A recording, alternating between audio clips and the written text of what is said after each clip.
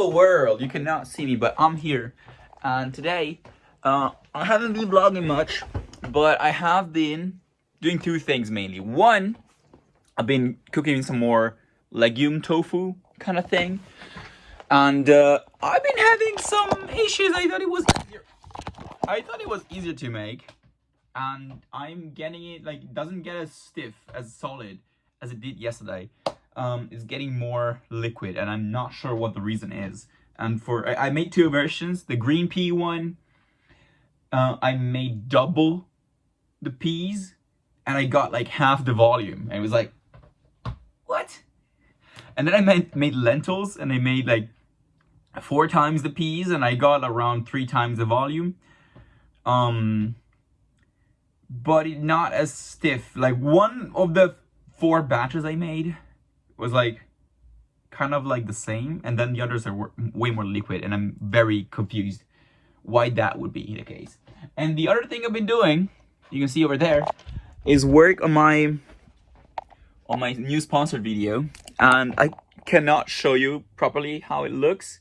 Wait, I actually can show it to you properly, because of course I would need to move my mouse and keyboard, but I can show you in the video here.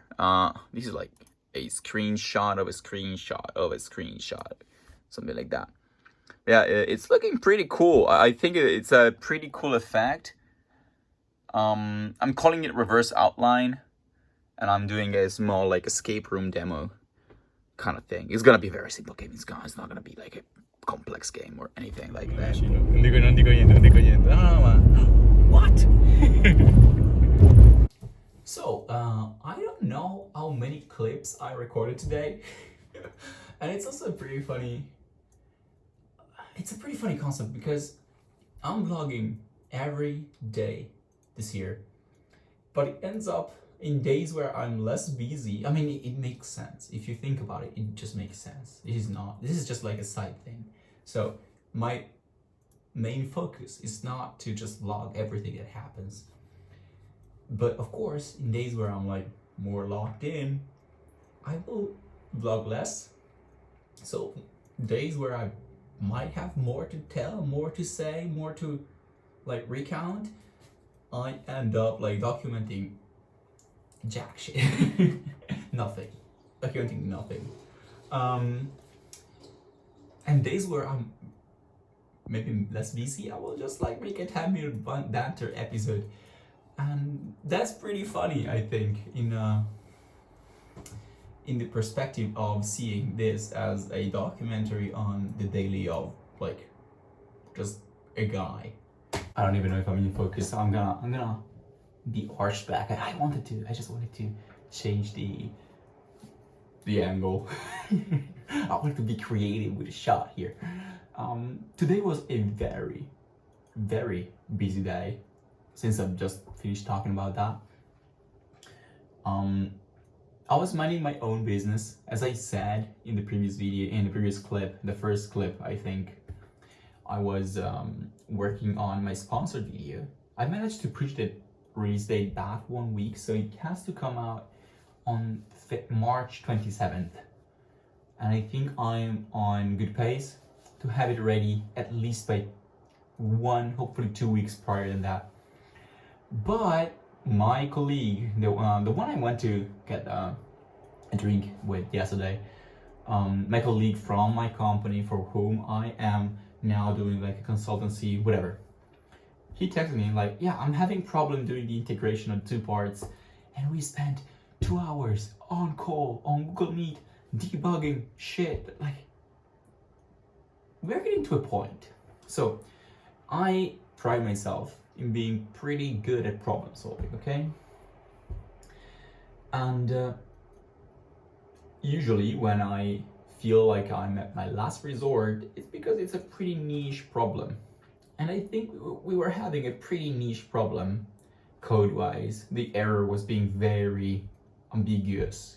The error messages, we had a bug, and error messages were like useless, pretty much useless. And the keywords that we could use to look it up were pretty much useless as well.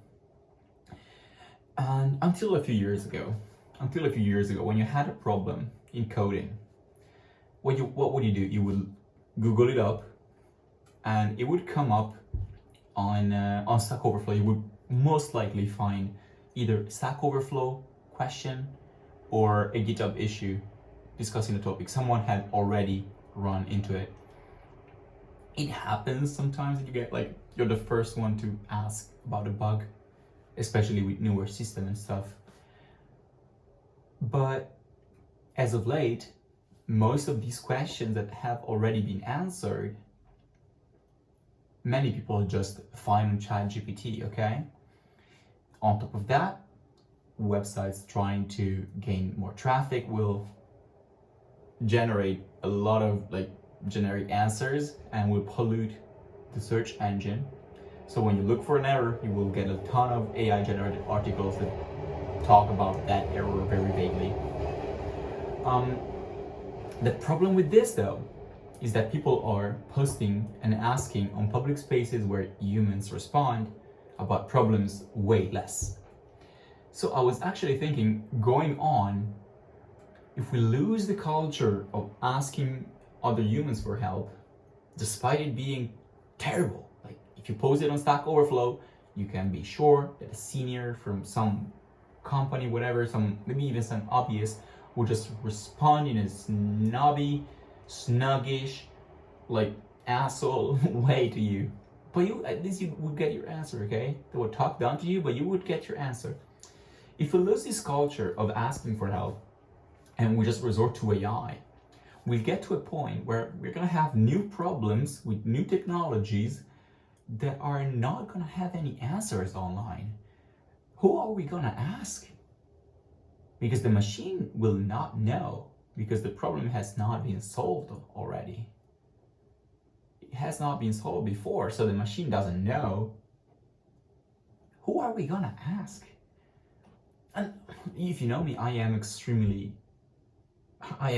big contrarian when it comes to generative AI. But I'm not being a contrarian right now. I'm not trying to be like concerned. I'm just like asking a genuine question. I'm curious because today I had an error that was like, I don't know, does it come from Next.js? Does it come from Node? Does it come from my colleague's local development environment on his computer? And it could be like a ton of different things. But Next.js, the latest versions are new. So there's not as many resources online about it. I don't know. Who will we ask? This is my question for today. Who will we ask? And I'm not asking it in a polemic way. I'm asking it in a earnest, very genuine way.